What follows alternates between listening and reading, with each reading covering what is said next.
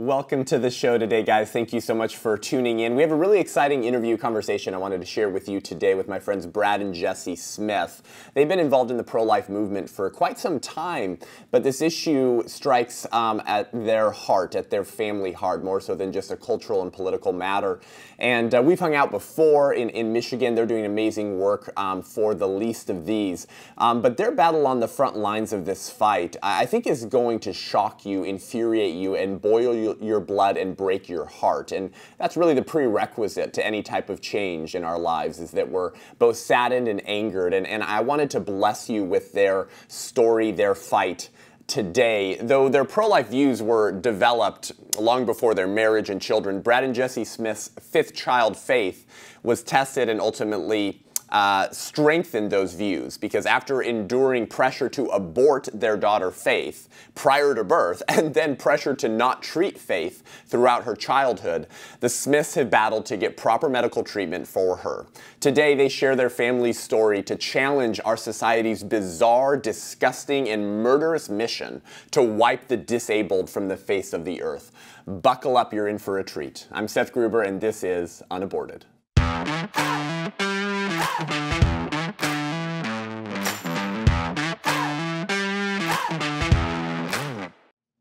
Welcome to the show, guys. Thank you for making the time to join us, Brad and Jesi. Thank you. It's a wonderful thing to be here. We're so grateful that you invited us. Yeah, absolutely. I had such a good time with hanging out with you guys at a Michigan speaking trip I did last fall. And we'll be going out there again this fall, and I look forward to that. But Brad, you're on staff with Michigan Right to Life. Jesi, you've done a lot of pro-life work. Obviously, you guys are a team, as any good marriage should be. But you guys were sharing a lot with me when we were hanging out last fall, a lot of your battle in the pro-life movement, a lot of the battle for your family, really, for the life of your family. Not just because you're selfless, wonderful people who fight for the lives of other unborn children, but because you're actually fighting for your family as well. And this issue is far more personal to you than it is to many other pro-life activists and full-time pro-life career individuals. And so I just wanted I wanted you to share that with our listeners, because I mean, I grew up in the pro-life movement. I know a lot of the horror stories of how the culture of death operates, and I speak about it all the time. But even you were telling me things that frankly made my jaw drop. And a lot of this has to do with our culture's obsession with eugenics, typically from the very people who decry eugenics, these woke leftists who pretend to care about the least of these. And so you've been pro-life for basically your whole life, but I wanted you to share why this battle and this fight is far more personal. So our listeners are probably going to start crying as they listen to this, but I just wanted you to bless our listeners and encourage them with the story and the path God's taken you on in your journey, which so few people in the church and in the pro-life movement are even aware of. So what's the genesis of this story? Where would you start in informing our listeners on the importance of this fight and where God's taken you? Well, I would say it really has to start kind of at the beginning of even before Faith was born. We actually have 5 children in total, so we had been through having children. We had 4 children prior to her, so she is our youngest. And Faith, when we were being faced with the potential diagnosis, essentially they sent us in, you do those ultrasounds at the early part and they check everything. Well, when we went through that first set of them, they came to us and they said, we're seeing some soft signs, some calcification in the heart, cysts on the brain. They're measuring bones and different things like that. And they're looking, going, we think there could be some issues here, and suggested some things and asked us if we wanted to talk to a genetic doctor. And we said, yeah, we did. So we had that meeting arranged, went to meet that doctor, went in and sat down with him, and he started walking through all the things that he thought we were probably facing. He named a bunch of different types of problems that could be issues. But when it came down to it, he thought what we were facing was trisomy 18, which, for those who don't know, trisomy, most people, the easiest way to explain it, trisomy 21 is Down syndrome. That's Okay. an extra chromosome on the 21st, and that's what causes Down syndrome. Okay. Our diagnosis that we were looking at, trisomy 18, is an extra chromosome on the 18th chromosome. So it's actually the second most common, but it's way less common than Down syndrome is. And so that's kind of where we were at. But he started walking through all of the stuff, telling us what we were facing. And I mean, it was horrible. I'll let Jesse tell you a little more about what he said. Well, yeah, I mean, he was saying, you know, you kind of get these standard lines. She's not going to have a life worth living. She won't be able to respond. She won't live. 5 to 10% don't even make it to the first birthday. Wait, say that again? And so I think what percentage? It's about 10% maybe of the children that are born alive make it to their first birthday. Wow. But the abortion rate with trisomy 18 is 90+%. Right. Yeah. So, you know, it's interesting because we kind of found out a lot more after this appointment. But in essence, when you have over 90% of any group of people being aborted, what it means is the doctors don't know much. 10% of any group of people that are in any way dead, war, famine, disease, abortion, that's considered a decimated society. 90%, that's genocide. And so even getting information from geneticists, what this means is they don't see the vast majority of these children to even know what their specific problems will be. So he's saying something off a routine ultrasound, but making it sound like this is the death sentence and she doesn't have a life worth living, which was said. It was going to ruin our finances, he said. It was going to ruin our marriage, just her presence in our lives. It was going to ruin he's essentially saying life unworthy of life, or Lebens unwertens Lebens, which is exactly the line that the Nazis used. Yep. Which, you know, you say that, but it's interesting. You know, the death marches of World War II were very interesting because if you could not walk, they shot you. And it kind of feels like that. You get this prenatal diagnosis and you don't get out of the hospital. You don't get out of, in fact, most of the people we know that are younger than us, when they get even a routine ultrasound, they're not being sent to a geneticist anymore. I know 2 women who already had an abortion scheduled for them. And without asking, without their consent, without knowing. So that was the next appointment that was made without them even knowing. So I think I heard recently at a neonatologist, what was it? Just a conference. And that they used it at this conference, the statistic that 55% of the doctors and medical staff, 55% believe that disability is worse than death. And so you understand when you're in and all you have is an ultrasound. We don't even have, you know, the solid prenatal test that would say, yes, this is trisomy 18. That is so harsh. What we have is just doctors in a medical field that don't believe that even disabled people should be alive, that their living is worse than their dying. And so you understand, I guess I understand more now, you know, that attitude. But frankly, he's saying this, and he keeps telling me to get an amniocentesis, which is another prenatal test that can, you know, show us for sure that this is the disability he thinks it is.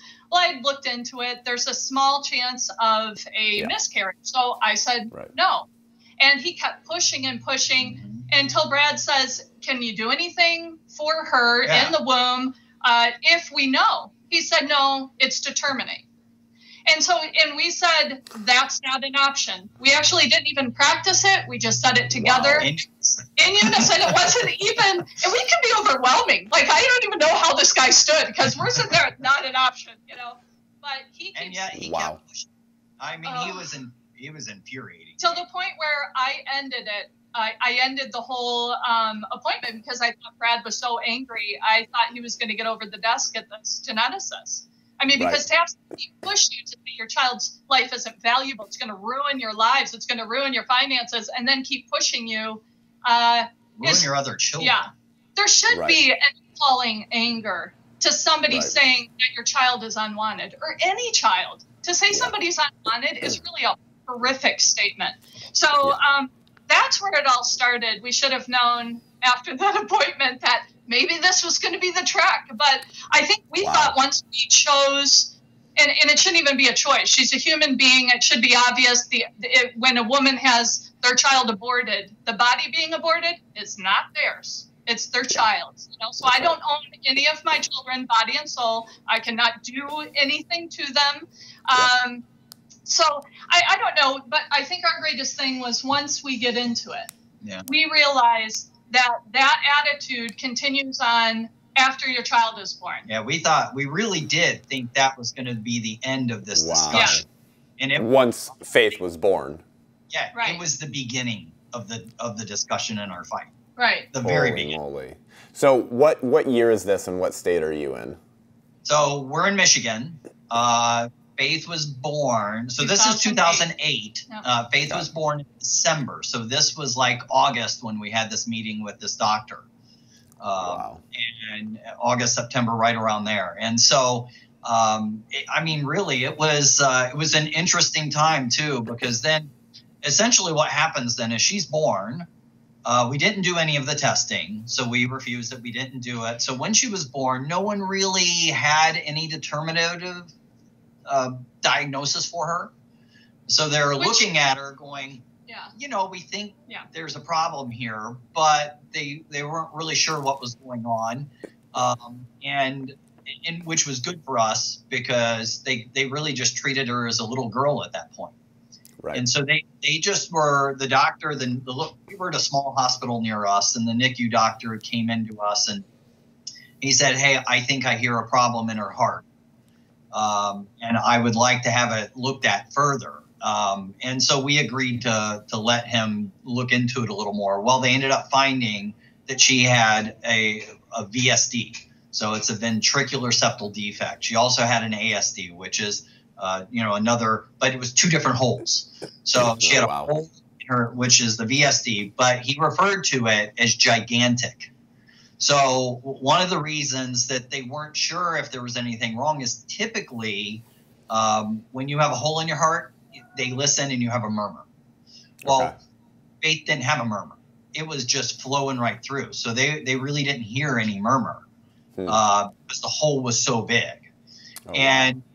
But here's where that led to. He called a doctor, and Faith was born on the 23rd of December. So on Christmas Day, this doctor comes in from the Children's Hospital, looks at our daughter, looks at all the stuff. He walks into us and says, "Yeah, her hole is gigantic." But he said, "Don't worry about this. We can fix it.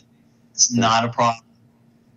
And he went through, kind of really, in fact, he said this to us. He said, if you had a heart problem and you were going to have heart surgery, this is the kind of heart surgery you'd want to have because it's done. You go in, you fix it, it's done. Never have to do anything again. So that was on Christmas Day. 2 weeks later, we go to visit him.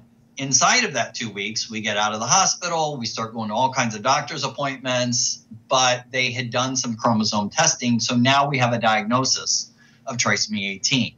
So here's the same doctor who told us, not a problem, we can take care of this. He comes back to us, when we go meet him, he comes back with a stack of papers that he had just printed. They were still warm. And it was all about trisomy 18. He starts walking through all the horrible stuff with trisomy 18 and walking through her heart condition. So, here now he told us no problem, right? Now he's saying... And he had seen her several times. Right. I had been into the office, had testing during that. So it's not like, we saw us once and nothing. I've been following up. So here now, all of a sudden he looks at this and he goes, well, now that we know she has trisomy 18, I don't think we probably should do anything. These kids don't do well with heart surgery. He starts walking through all this stuff, describing how she's going to die from heart failure. So essentially, I don't know if you know, with heart failure, your lungs fill up with fluid because the pressure in your lungs gets too high. And so it fills up with fluid and you essentially drown in your own fluid in your lungs. And so he's describing all this stuff and going, well, I don't think we should do anything because it's not going to help her. And so Then he goes on to say, right at the end of this, though, after telling us all this horrible stuff, he says, well, if you really want to have heart surgery, I might be willing to do it, but we're going to have to go before an ethics committee. Wow. Yeah. Again, remember when this was. This was now, we're talking 2009. Right. Everyone was making fun at the time of Sarah Palin because she was talking about death panels in Obamacare. Well, right. Exactly. So I'm listening to this argument of everyone saying, oh, there's no such thing as death panels, blah, blah, you know, this is crazy talk. And I'm going, yeah, I know what they are. They tell us to go to them. So just to clarify for our listeners, what you're saying is that he was saying, if you really want to not allow your daughter to die, then I'll be willing to help her, but I have to get the approval of my moral betters. It wasn't even he was willing. It was I might be willing. But see, I've been around doctors long enough now to know this was his way of telling us he was unwilling and he wanted to push us to an ethics committee so they could tell us no. Wow. And that's what was going on. He didn't want it. Okay, what is this ethics committee? Do they sit on the board of hospitals, or what is this exactly? No, it's interesting because they could have parents on there, they can have doctors on there, they can have people. It really is the hospital determines who's on their ethics committee. And then they're making a decision of whether they're going to do something like that. You would think an ethics committee would be something that we as parents could go to and say, right, they're not willing to treat, we're paying. Yeah, and he's being unethical. Right, it should be the other way around, yeah. Right, you would think that's what it's for, but that's not what it's for. Wow. It's really so that they can say no. Now, thank God we had someone pushing us to get out of there. Right. And it was Jesi's sister, in fact. And so she had contact. She has a son with some special needs. And so she is in Boston and had talked to some folks in Boston, and they suggested that we go see a different doctor. So we left, never went back to see him. But we have some friends who we met later. We didn't know them before. We would have eventually gotten them out too. But they went to the same hospital, were given the same talk, had the same expectation that you would have to go before an ethics committee. And so as a parent, you know, most people don't go through this kind of thing, but you really feel trapped. Yeah. You're overwhelmed. You just feel stuck with this, right? So that's the way they felt. And they're the experts. Right. And here the doctor's telling you that that's his field. Like, well, that's what I've got to do, and this is how it is. And we had someone pushing us, her sister, right? So that helped us get out of there, but they didn't. Right. So they agreed to go to the ethics committee. They showed up for the meeting and were told they weren't going to be allowed in. Well, this is my favorite part of the story because we know these people now, and he is a military man, and he is Italian as well. So he yelled at them in 2 languages until they let them in. He's a big guy. Yeah. Wow. And they're a wonderful family. And so awesome. they did the surgery, the heart surgery. It was successful. And the telling part is that the doctors said to them after, we just want you to know we are, even though it was successful, we're not willing to do this for anybody else. I mean, here you are, successful in your own field. You are doing successful heart surgery, and you don't want to do it. They're actually paid to do this, you know. And this is how this is the. So they're preemptively telling this family, don't send us anyone else. Don't refer us. We do. We're not going to. Just a side note on the ethics. One of the things, again, after people start talking about medical ethics, you start looking into it, and. Right. The medical profession has some of the highest suicide rates, highest depression rates, highest substance abuse rates, almost of any profession. This is very well known. There's studies done all over the world for physicians and people that work in the medical field. So this is very well known. Wow. So here are people who do extremely important work in society. They cannot rightly evaluate the own purpose and goodness of their own life, yet they want to evaluate my daughters. I mean, they're about the last people that I would want to evaluate my daughter's quality of life. Give That's me the guy powerful. that teaches the trash. He probably has a better view of his own life and the people around him. Yep. That's right. And I do that terribly lightly because, you know, for fire and police and every other first responder, we sit on a curb and we clap when they go by in a parade. And we don't do that for the medical community. That's right. And on the flip side, they've always been known to have a God complex. So, you know, it's this cherished group of people who really should stick to what they know best, which is medicine. I don't want to be confused by the Grim Reaper and my doctor. You know, I really want to know where I'm going. And sometimes it's really hard when you're walking into an appointment and they're looking at your kid and going disabled, and that ought to be a death sentence. Right. Wow. Well, and Jesi has a line that literally we use when we meet doctors for the first time, and it came out of the frustration of hearing all of this stuff. So when we go in to meet a new doctor, she will look at them and say, "I'm Jesi. This is Faith. This is Brad. I just want you to know that overdose is not a medical treatment. Starvation is not a medical treatment. And death is not my daughter's cure." Wow. Unreal. So take us to the sort of the next step in your guys' journey. You've discussed with me and others before some of the euphemisms of the culture of death. Now, I talk about these all the time. I just covered the hearings on the Women's Health Protection Act for the Senate Judiciary Subcommittee hearings that had Catherine Glenn Foster and our friend Melissa Ohden, the abortion survivor. And I was just translating essentially this alternative language called leftism it has expertise in euphemisms, as does every culture of death. Well, you encountered some of these euphemisms as well as you began to sort of continue your journey in seeking to obtain adequate health care and coverage for your daughter. And one of those was slow code. Yes. So can you talk about, just continue your story about this fight to get people who are not doctors of death, who don't slap a Lebens Unwertens Leben sticker on your daughter's forehead, or arm rather, to make a more appropriate historical analogy, and walk us through the experience and journey with that. Yeah, sure. So really, we started, because of our experience, we started working on trying to get some legislation passed in Michigan. Wonderful. Just to force more transparency so they couldn't lie to us, right? I mean, it's ridiculous that these people can lie and get away with it.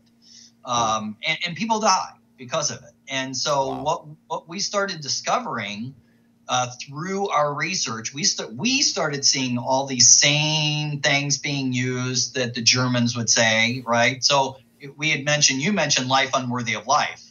Well, I'm looking at that going, oh my gosh, quality of life. Right. It's just repackaging the same idea. That's right. And so it's things like that we started seeing. Well, one of those was Jesi was reading through a journal, a medical ethics journal on trisomy 18. And this article was this doctor who was making the argument, on whether or not we should take care of these kids. And one of the things they actually said in there, which again, the Germans said the same thing, was they talked about this was a waste of scarce medical resources to use on these children. Wow. Literally, she was mentioning the conference that we were in the other day. They said the same thing while we were on that one. We heard the exact same comment made. But so as we're researching this stuff, one of the things in this article that came up was they mentioned slow code. Now, this particular doctor was arguing against slow code. And both of us, when she read it, were like, what the heck is slow code? And so we started researching it, looking it up. And what we discovered is, you have code red, code blue, things like that in hospital, right? That everyone will hear. Well, slow code was their own nickname, terminology for bringing medicine and making it look like they're treating you, but bringing it too slowly for it to make a difference. Oh my goodness. So they're letting you die while making you think they're helping you. So the family and everyone else thinks that they're just working for your best. Right. And can I tell you, as much as, listen, I will defend the disabled kids as much as I can. This happens all the time. I work with kids all over the country, families all over the country, and this goes on everywhere. This isn't just some Michigan thing. This is everywhere. Wow. Okay. Right? So your isolated experience, you quickly learned, was the norm in the medical field across the country, because you kind of became a go-to for a lot of families who had children with trisomy 18 or other, fatal diagnoses. And so I assume you started connecting with families all around the country because of it. So right. you found that this was far more the norm. Oh, yeah. And you're right. That's one of the other terms that they will use. So one of the first things they try and do is dehumanize and steal the parent's hope. So you said so what they say is fatal fetal anomalies. Right.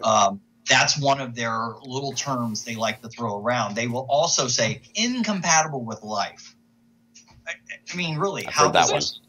Neither makes sense. I mean, she was living in the womb, and he's saying incompatible with life while she's living. Right. The other one was fatal fetal anomaly, and that one, again, not fatal. She was fetal in the womb once they came alive, and so they don't even make sense within the medical community.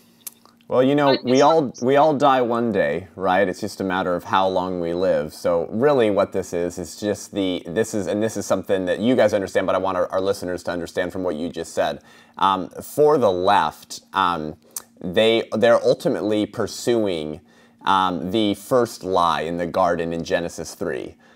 For God doth know that in the day ye eat thereof, then your eyes shall be opened, and ye shall be as gods. So a god gets to decide who lives and who dies. And so the left is simply pursuing the deification of the self.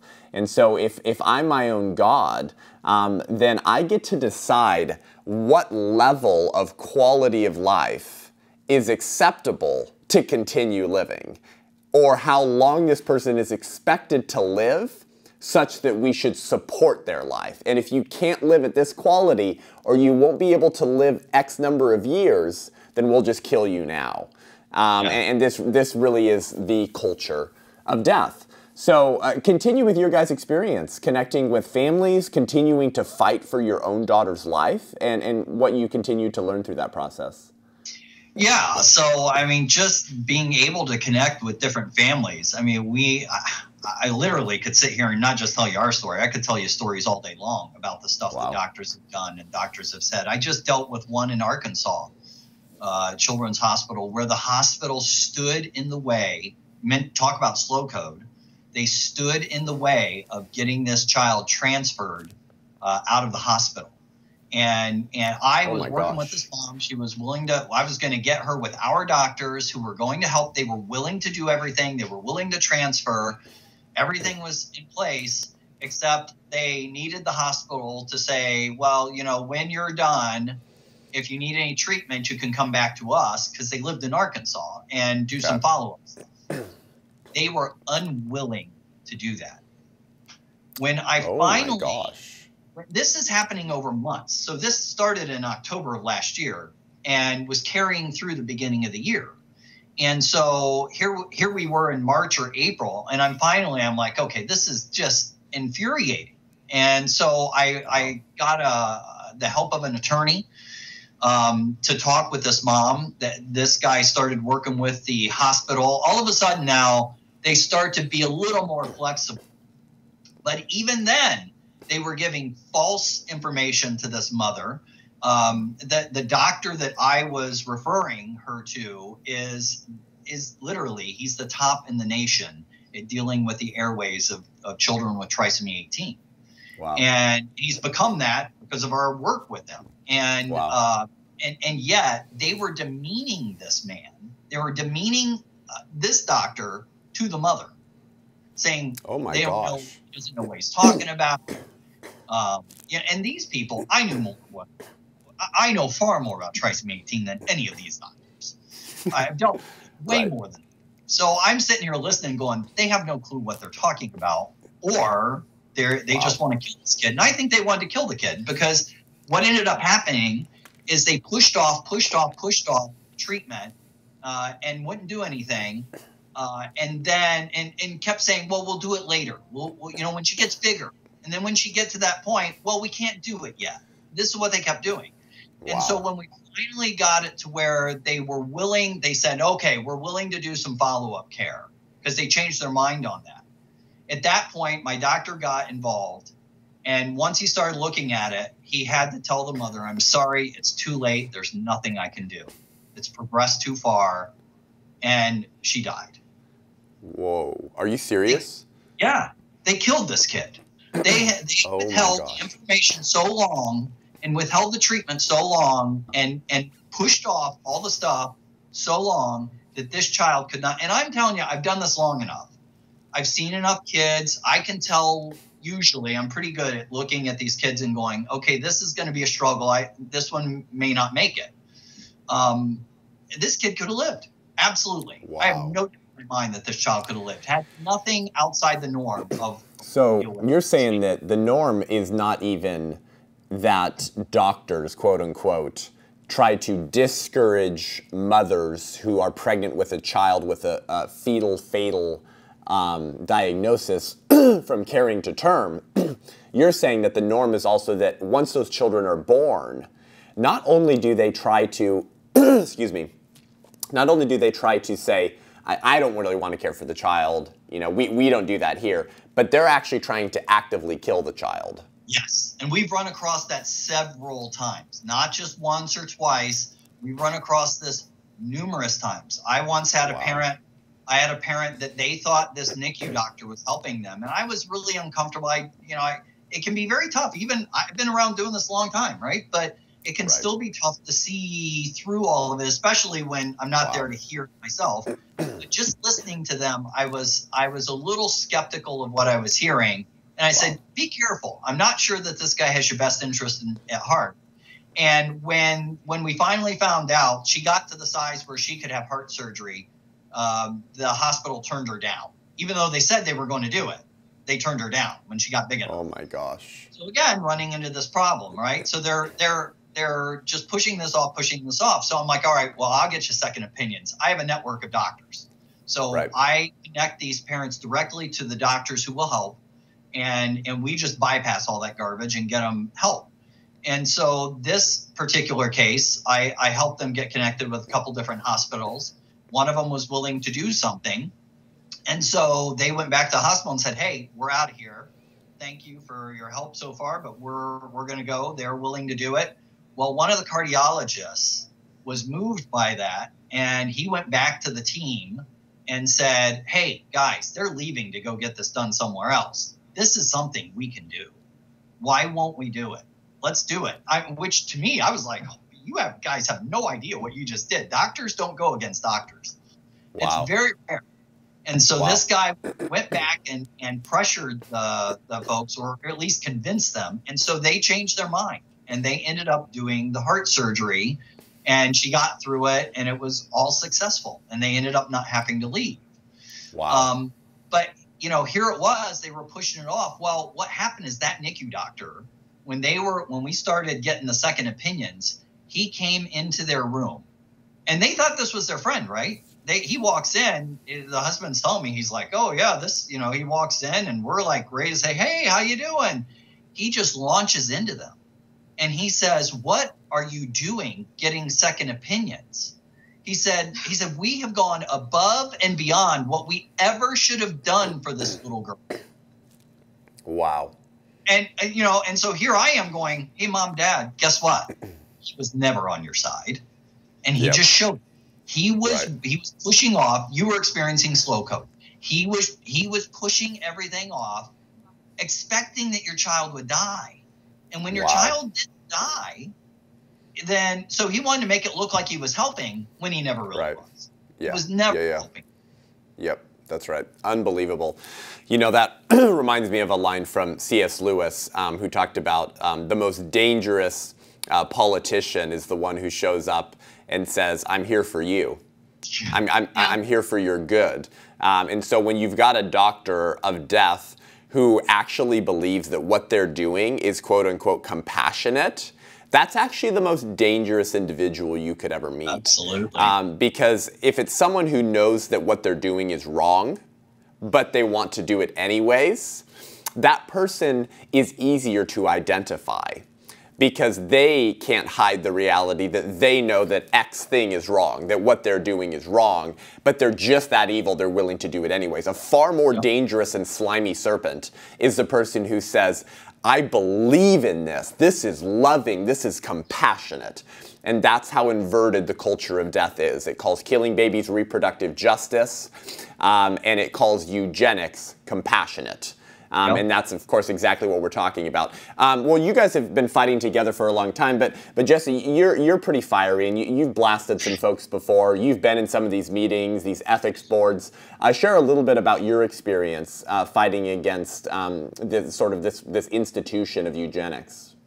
I think first, the thing that I realized is there's no replacement for an advocate in the room. And I don't care if it's your child or your mother, father. The third leading cause of death in American medicine is the doctor and the medical institution, by omission or commission. So that's just good sense. And there's always room for an advocate. I think, you saying about the doctor that didn't want a second opinion, that is insane. That's exactly what they should be doing. Nobody is expected in that field to know it all. They can't. They couldn't possibly, right? I mean, we know people that went to a different hospital than ours for the same heart surgery. The place in Boston for 30 years had been doing this very complicated heart surgery in one surgery instead of three that they were going to have at our hospital. So it's funny because I think we all assume, the newest medical stuff is here. Our American system shows that the care you get at different places is very different. The understanding your doctor has is very different. I guess my greatest thing is, you talking about that line from C.S. Lewis, I'm scared of finding the doctor who loves his work and loves his job, and his job is killing children. I'm scared that they love what they do. And you're right, confusing this compassion with killing. We have huge hospice and palliative, and some of them are brilliant. I mean, they're helping people, but a lot of them are overdosing, starving to death, taking away hydration. And it is the death of the patient. I mean, within a few days, if you're in hospice and 3 days later you're dead, you know what they just did. They raised your meds, they took away your food and hydration, and you're gone. And so I don't leave the room with my daughter. And not everybody has that great luxury, but it certainly has kept her alive. And I guess my thing is, I love President Lincoln because he said, I've not conquered my enemy when I made them my friends. And so really the thing is to win people over. People ought to be applauded and encouraged when they do their job. And at the same time, I want to defeat their argument if they're going the other way. But at the end of the day, I think as a parent, I understand that their shift is going to be over in a few hours, but I'm her mom for a lifetime. And so we don't have equal say. Everybody does not have the same skin in this game. And I talk just this way to every doctor. We don't have the same skin in the game. You are being paid. I am paying you. If at any time I don't like your service, I can leave. If you don't want to give that service, you can tell me and I will leave. And so let me just tell you, she does say this to the doctors.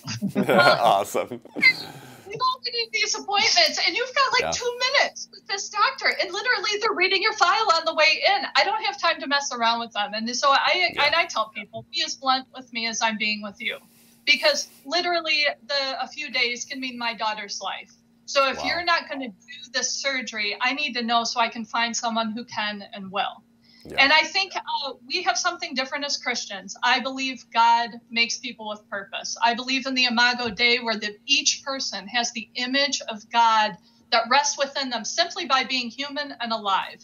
And just because of that, they are to be treated with dignity and the same loving care as anybody else. But I think it is terrible, and especially as a woman, my body was biologically designed to take care of my children. Everything about my DNA, my neurology, everything about me is there for that purpose.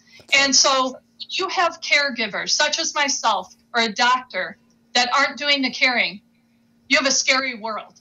And so I think what we want to do is wake people up and go, first of all, we need to stand as Christians, especially as mothers, and win back this field. We have always been the voice of compassion and care in society. And I don't care what society and what age, it has been the woman's job. And it's a marvelous job. Yes. I will say, though, she says especially as women, but this is where I love to challenge the men, because having walked this path for the years that we have and helping so many families, I began to see a trend. So we were helping families. What I would notice is that if there was a dad in the room, and sometimes maybe not even married, but always better when they're married, right? But if there was a dad in the room, if dad was involved, he didn't even have to be a loud, obnoxious kind of guy, like, the guy who was willing to yell at these doctors. He could be a silent, quiet kind of guy. But if he's standing there and he's firm and he just supports, no matter, watch out for those moms. Watch out for those women. They become fiery. Like, I mean, you can see, right? This is not an abnormal thing in a mom. Start to see this across the board. Awesome. But you pull the man out of it. You take dad out of the picture and it's just mom. And let me tell you, almost every case, that child dies.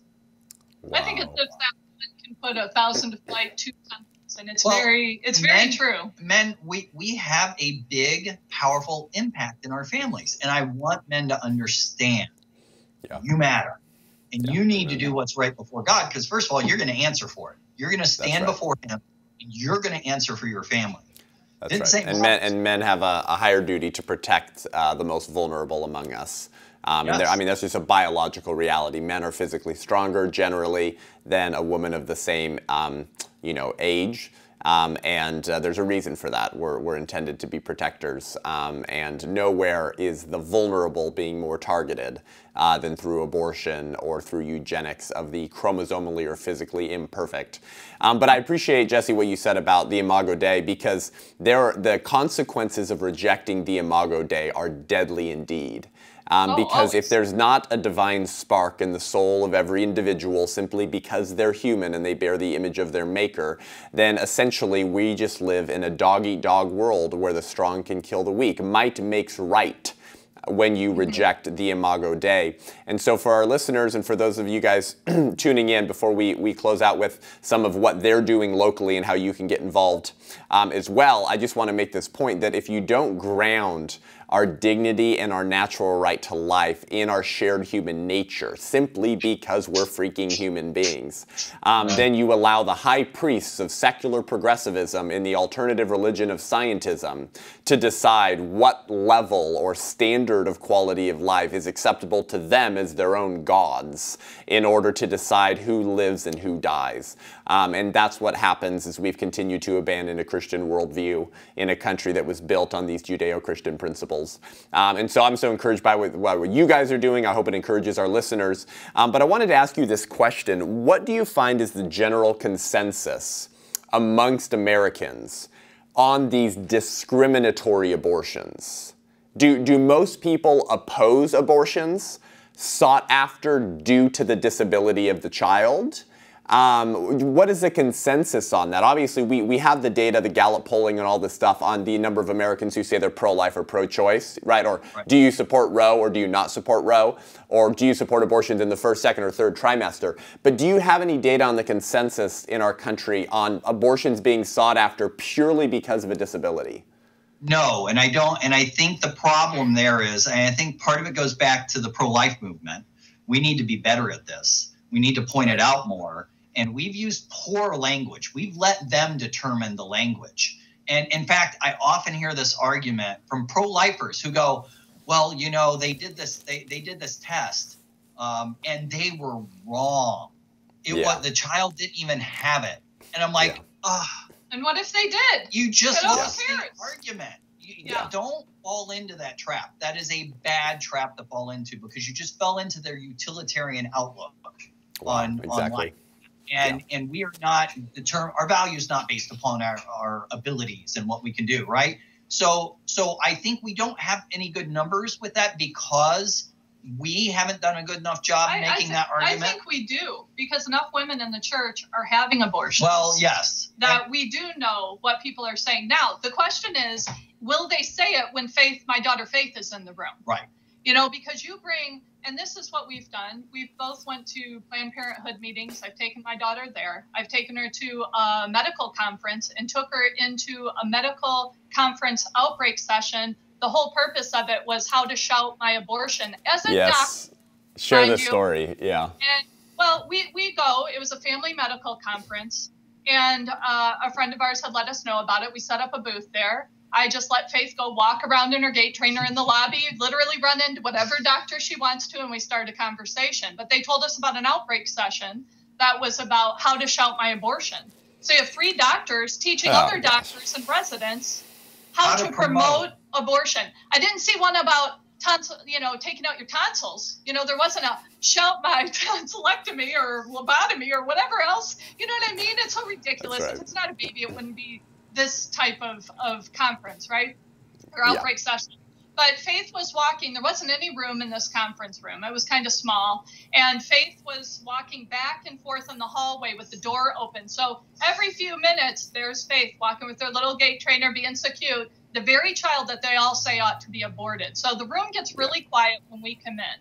And the doctors were visibly angry, especially the one running. So we sit right up front, and the first thing I heard the doctor say, we were a few minutes late, was, does anybody have an abortion story?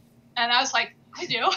I'm the only one in this room raising my hand. Literally. By the way, literally. She won't call on me. In fact, she steps so she can't see me. She steps like beside me. Stood beside her. We were in the front row sitting across from them. So she stood beside her so she wouldn't have to look at her. Yeah, it was great. And then so she's like, she's kind of like anyone. And finally a lady says, that woman has her hand up. She proceeds to people by their name tag. She ignored the woman who said, hey, that lady has her hand up. Yeah, she ignored her.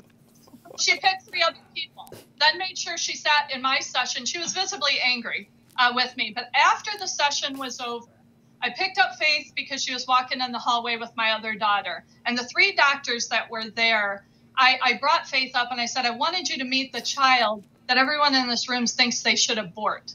I'm begging you, do not abort children like my daughter. And it's funny because I told them, not only do you kill the child, but you're killing medicine. You guys don't know what to do anymore with the medically fragile, because you've taken the lives of so many before they've even seen their first sunrise, that you don't know how to do your field anymore. They're actually becoming worse at caring for the sick, not better. Right. And so it's killing medicine at the same time that they're killing their patient.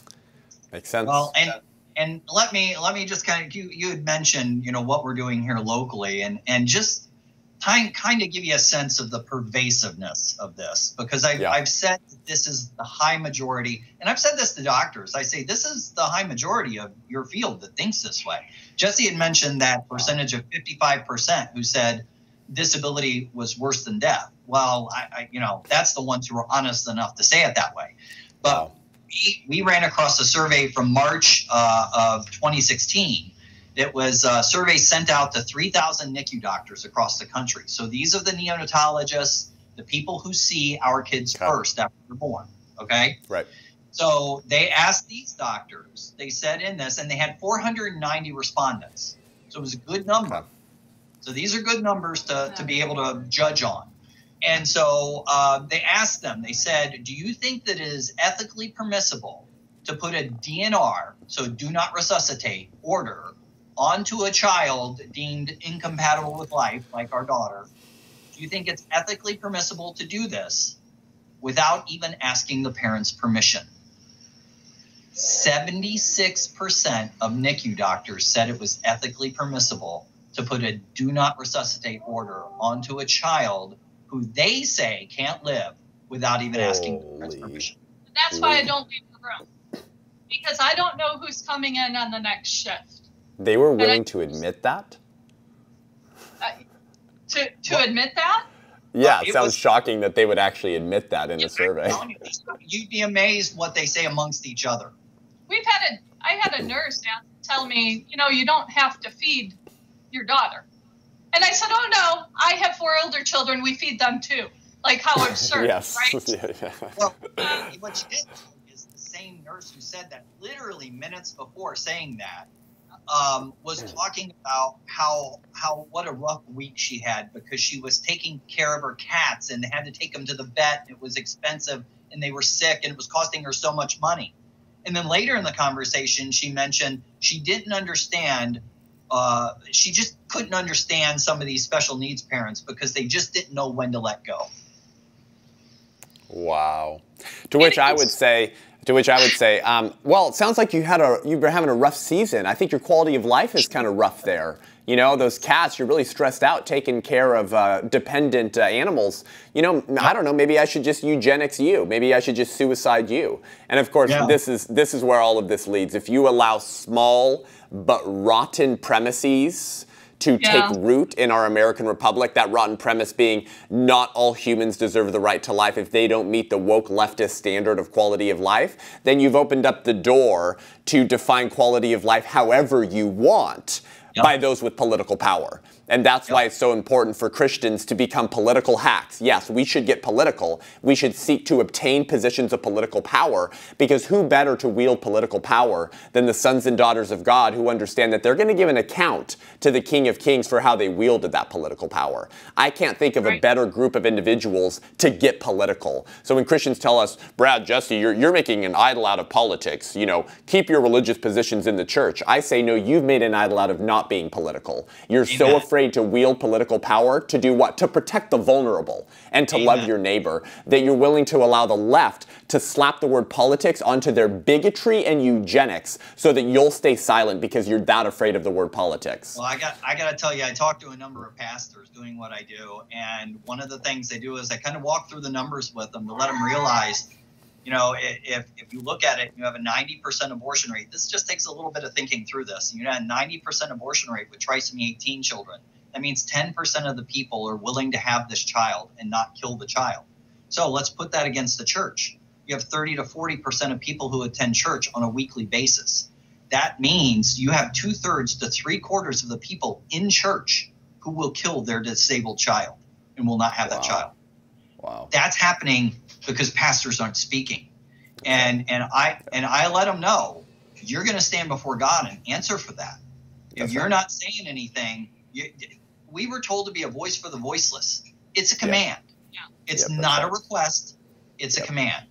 And so we're encouraged. And you know what? We throw out these horrible things, and I want people to understand the gravity of what we're facing, but I also want them to understand there's hope. And that we can win this battle. And let me just tell you a few things that we've been able to do just as a couple people. We did get that bill passed in Michigan back in 2013. We got it passed with unanimous votes. Wonderful. In every vote that was taken, it was unanimous across the board. And I think in large part because the way we positioned it. And we made it about transparency and treating disabled children. And we made it hard for them to do that. But beyond that, the doctor that we work with, that we years ago, after he had treated our daughter, I asked him, I said, can I send you other children? Will you be willing to take care of them? And he said, yes. Right. And I looked at him, I'm telling you, it was just the Spirit of God, because I said, we're going to make you the expert. Wonderful. And rich. Today, he is the national expert treating these kids. But because of that, I can walk you through the numbers. So remember, we said it's a 90% abortion rate.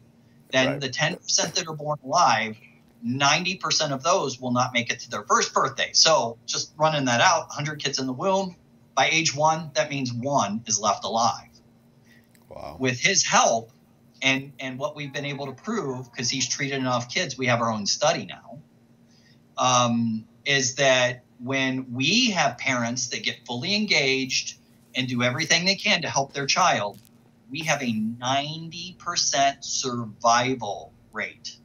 Wow. So it's not a 90% death rate, a 90% survival rate.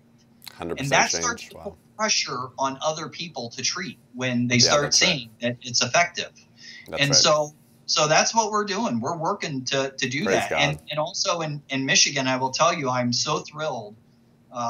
Years I worked in radio and I left it to get more involved in this. And so now I work for Right to Life of Michigan. And we have a bill right now that's been put forward in the House that it is called the ban on targeted abortions or targeted Wonderful. abortion. So it's larger than just one diagnosis. Right. So what that would do is it would ban targeting disabled children. And we need to use that. I always tell parents, don't be afraid to use the term disabled. Right. Because it implies so much. And Yeah. we need to get back the language to that. We let them take the language too often. Yep. We need to force them to argue for what it really is, which is targeting and killing disabled children and the hatred, bigotry that they have for these kids. That's right. And so that's what this bill will allow us to do. So it will ban targeting disabled children. It will ban targeting children based upon race, and it will ban targeting children based upon sex selection. Yep. And so I would love any of your people in Michigan, please get in touch with your legislators and put pressure on them to get involved in this and put their name behind this bill. But if you're outside of the state, if you could please pray for us, pray that we can get this done. I've been saying for a long time, I think one of the greatest ways that we could put a dagger in the heart of abortion is to make it about the disabled child, because they're the number one target. They're the first one. They are the front line. And I want people to understand that. They're the first target, and they were the first targeted in Germany. The T4 program, before a single Jew was ever killed with the gas chambers, disabled children were the ones they perfected the gas chambers on. So we need to fight this battle, and we need to stand up, and we can win. We can win. Jesi has a line that she uses a lot. I just love this line, and it is, you can live, what was it? You can live 30 days without food. You can live 3 days without water. You can live 3 minutes without oxygen, but not a single second without hope. Wow. Amen. We have Christ. Praise God. Is our So don't ever let someone steal your hope, because we have hope that is going to bring about all the answers. And I would just encourage, don't sit back. Don't get involved. Please help us fight this, because we need an army. This isn't something that Seth Gruber can do. It's not something that Brad and Jesi can do. We need an army of people working on this. So I think the disabled child awakens the moral intuitions of Americans that they have suppressed for far too long, because there's something disturbing and disgusting about admitting that you sanction and defend abortions purely sought after because of the race, the sex, or the disability of the child. So while the left tells conservatives, you guys are racist, sexist, and ageists, I say, really? Do you really want to defend that statement? Do you sanction and defend killing babies if the reason they're being killed is because of their race, sex, or disability? So who's the racist, sexist, and ageist or ableist now? And it's time for the church to blow out that bigotry and to be the ones on the front lines defending the most vulnerable among us. Well, guys, thanks so much for what you're doing. Guys, if you enjoyed this, as I'm sure you did, go support them. You can watch a documentary where they tell their story as well, called Incompatible with Life documentary, which I encourage you guys to go watch. You guys can follow their journey on, I believe, your Facebook page, which is, what's that called? It's Keeping Our Faith. Keeping Our Faith. Wonderful. Yeah, beautiful. And of course, your daughter's name is Faith, for anyone who missed that. Well, thank you guys so much for sharing your story. Guys, check out this bill in Michigan. Check out Michigan Right to Life, where Brad is on staff. Watch their documentary, Incompatible with Life. Support them anyway. Pray for them. And bring these types of data and information to your church, to your pro-life organization, to people you know. Share this interview and this conversation with a pro-choice friend of yours, and have coffee over it and talk about it and say, do you support this? Do you support this type of eugenic targeting of unborn children? And hopefully this was just an encouraging episode and conversation for you guys to get in the gap, to get off the bench, to get on the battlefield, and to defend life. So Brad, Jesi, thank you for joining me today. Thanks for having us. Absolutely. We'll see you soon. Thanks for joining me, guys, today. Head on over to iTunes, Spotify, YouTube. Give the show a rating and review. Let us know what you think. It really helps us reach more people. Also, subscribe on YouTube. Hit the notifications bell so you don't miss an episode. We're trying to push out as much viral content as we can on these platforms as long as I'm allowed to exist and fly under the radar of the technocrats at Google. If you want to learn more and engage with me online, head on over to SethGruber.com, SethGrub as in baby boy, ER.com, to sign up for my newsletter, to see my speaking schedule if you want to hear me speak live and local. My summer's full, my fall's filling up quickly, one of which will be out in Michigan with Brad and Jesi Smith. Book me soon if you want to get me into church, to wake up the church, wake up Americans to end abortion. If you want to sign up for my newsletter, get more information, you can do that on my website as well. Thank you guys so much for tuning in. Until next week, I'm Seth Gruber, and this is UnAborted.